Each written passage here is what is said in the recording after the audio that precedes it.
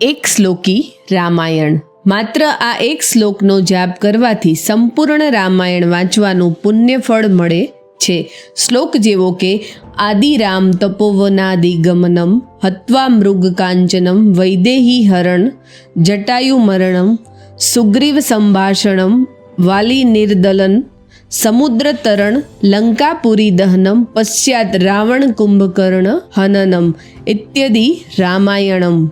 આ મંત્રનો અર્થ એવો થાય છે કે શ્રી રામ વનવાસ ગયા ત્યાં સ્વર્ણના મૃગનો વધ કર્યો. વૈદેહી એટલે સીતાજીનું રાવણે હરણ કર્યું. રાવણના હાથે જટાયુએ પોતાના પ્રાણ ખોયા. શ્રી રામ અને સુગ્રીવની મિત્રતા થઈ. વાલીનો વધ કર્યો. હનુમાનજીએ સમુદ્ર પાર કર્યો. લંકાપુરી દહન કરી. ત્યારબાદ રાવણ અને કુંભકર્ણનું વધ થયું અને શ્રી રામનો વિજય થયો. આ રીતે આ શ્લોકમાં આખી રામાયણનું સંક્ષિપ્તમાં વર્ણન કરવામાં આવ્યું છે. આ એક શ્લોકી રામાયણનો પાઠ કરવાથી શાંતિની પ્રાપ્તિ થાય છે. વ્યક્તિ ખરાબ વિચારોથી દૂર રહે છે. નકારાત્મક ઉર્જાનો નાશ થાય છે.